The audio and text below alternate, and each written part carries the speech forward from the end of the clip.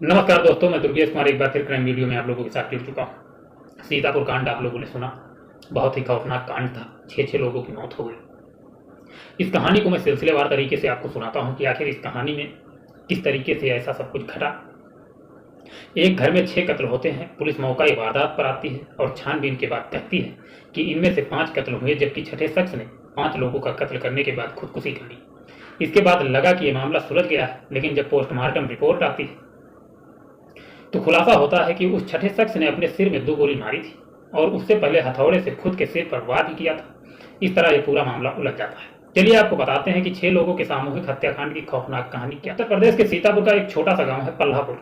शनिवार यानी 11 मई को इस गांव के एक ही परिवार में एक साथ 6 लोगों की मौत हो गई। घर के बेटे और बहू की, उनके 3 छोटे छोटे मासूम बच्चों की और बुजुर्ग माँ की। रिश्तेदारों से लेकर पुलिस तक ने मान लिया कि यह मामला 5 लोगों के कत्ल के बाद हुई खुदकुशी का है, जिसे किसी और ने नहीं बल्कि खुद घर के बेटे ने ही अंजाम दिया।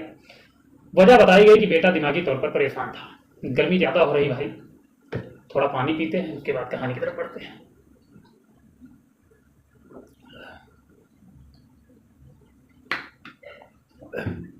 कहानी बहुत खतरनाक है। 6 कत्ल जिस घर में हो जाए, परिवार बर्बाद हो जाए, कैसी कहानी है, कैसा दर्द रहा हो। पूरे गांव में ऐसा कोहराम रहा होगा कि शायद सोचना मुश्किल है। चलो सिलसिलेवार तरीके से चलते। लेकिन 24 घंटे गुजरते गुजरते इस मामले की पोस्टमार्टम रिपोर्ट आ गई और इस रिपोर्ट ने पूरी कहानी पलट दी। जिस शख्स ने अपने पूरे परिवार की हत्या कर खुद को गोली मारकर खुदकुशी की थी, उसने अपने सिर पर एक नहीं बल्कि 2 गोलियां मारी थी। और तो और उसके सिर पर हथौड़े के चोट के निशान भी थे। लेकिन क्या ऐसा मुमकिन है? क्या ऐसा मुमकिन है कि कोई अपने सिर पर एक एक कर 2 गोलियां मारकर अपनी जान दे? सीतापुर के पल्लापुर गांव में हुई 6 मौतों की पहेली कुछ ऐसी ही है। इस पहेली का सच जानने के लिए अब आइए आपको सिलसिलेवार तरीके से इस भयानक वारदात की पूरी कहानी सुनाते हैं।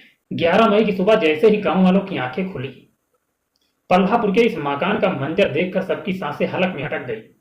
घर के सामने खुली जगह पर 3 छोटे छोटे बच्चे जमीन पर पड़े बुरी तरह तड़प रहे थे, चीख रहे थे। इनमें 12 साल की एक बच्ची आरना, 8 साल का उसका छोटा भाई आदिक और 7 साल की उसकी छोटी बहन आरवी शामिल थी, खून से लथपथ। इन बच्चों की पहली नजर में देखकर तो किसी की समझ में ही नहीं आया कि आखिर इन्हें हुआ क्या है। तीनों ही बच्चों के हाथ पांव टूटे हुए थे। कुछ लोगों ने इन बच्चों को संभाला और कुछ हिम्मत जुटाकर घर के अंदर गए, लेकिन अंदर की हालत तो और भी खराब थी। लोगों ने देखा कि घर के अंदर वहीं रहने वाले बाकी के 3 लोगों की लाशें पड़ी थी। एक घर के बड़े बेटे अनुराग सिंह और दूसरी उसकी बीवी प्रियंका और तीसरी अनुराग की 65 साल की बुजुर्ग मां सावित्री। लेकिन आखिर 10 और 11 मई की दरमियानी रात इस घर में ऐसा क्या हुआ कि कातिलों ने एक एक कर तकरीबन पूरे परिवार को ही खत्म कर दिया, यहां तक कि बच्चों को भी नहीं छोड़ा। फिलहाल यही सबसे बड़ा और अहम सवाल था।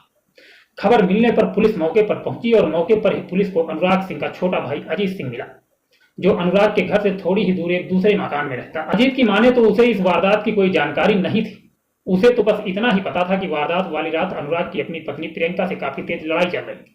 लेकिन 3 बच्चों समेत कुल 6 लोगों की मौत, इस मामले का सच क्या था, ये बड़ा रहस्य बन चुका था। पुलिस ने अजीत सिंह के साथ साथ गांव वालों से भी पूछताछ की और शुरुआती तफ्तीश के बाद इस नतीजे पर पहुंची कि दिमागी तौर पर परेशान रहने वाले अनुराग सिंह ने ही अपनी मां, बीवी और 3 बच्चों की हत्या करने के बाद अपने सिर में गोली मारकर खुदकुशी कर ली। बताया कि अनुराग नशे का भी आदी था और नशेबाजी, डिप्रेशन और घरेलू कलह जैसी वजहों के चलते उसी ने इस वारदात को अंजाम दिया और आखिरकार खुदकुशी करके जान दे दी। शुरुआती छानबीन में अनुराग सिंह और उसकी बीवी प्रियंका के सिर में गोली लगने के निशान मिले, जबकि बुजुर्ग सावित्री देवी समेत बच्चों के हथौड़े से मारे जाने के निशान मिले। यार, पुलिस ऐसे कैसे इस नतीजे पर पहुंच सकती है? बात सोचने की है।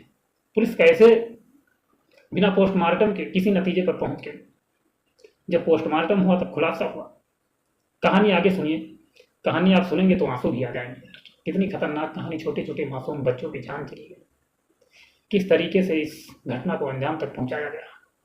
एक पिता वैसे ऐसा नहीं कर सकता है, अपने बच्चों की जान नहीं ले सकता है। हाँ, खुदकुशी कर सकता है, पत्नी से झगड़ा था, पत्नी की जान ले सकता था, लेकिन छोटे छोटे बच्चों ने क्या बिगाड़ा था? एक पिता अपने मासूम बच्चों की जान कभी ले नहीं सकता है।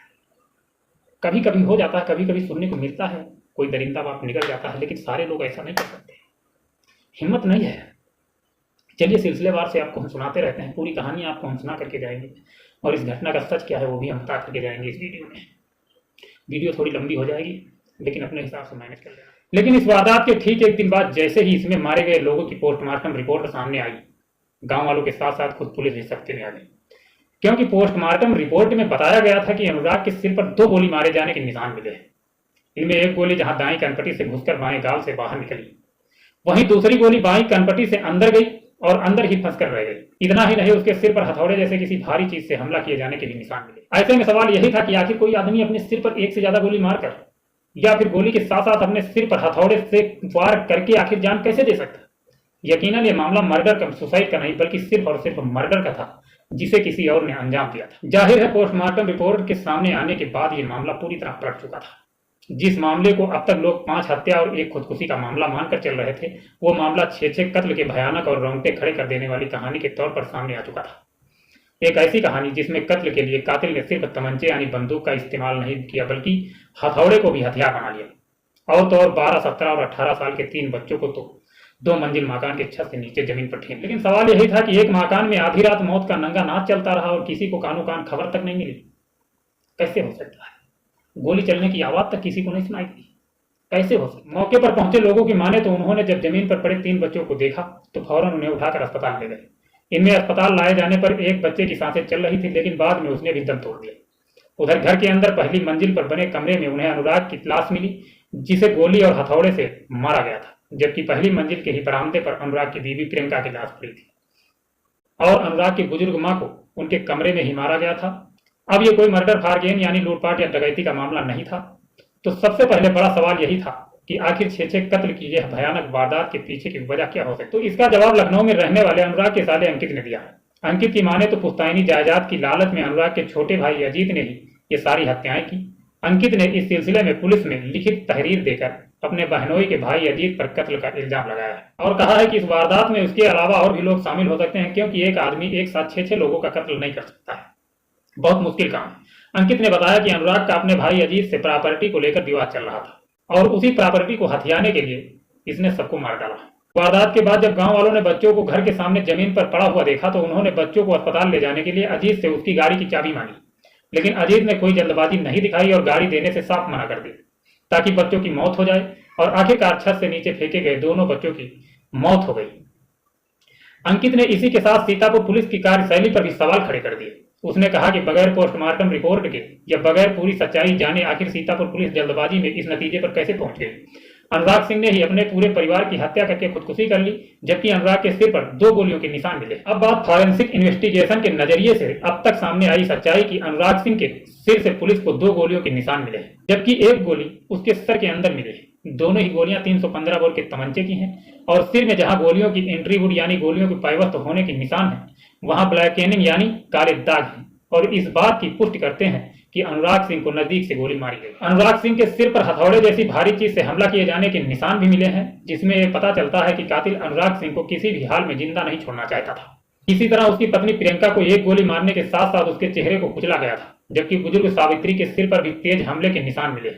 जबकि बड़ों की तरह कातिल बच्चों को भी हर हाल में मारना चाहता था, इसलिए उसने एक बच्ची को जहां गोली मारी और छत से भी फेंका, जबकि बाकी 2 बच्चों को छत से नीचे फेंक दिया था। मौका वारदात पर पुलिस को प्रियंका के हाथ के पास एक हथौड़ा पड़ा मिला, जबकि कत्ल में इस्तेमाल किया गया तमंचा अनुराग की लाश से दूर बेड के नीचे पड़ा था।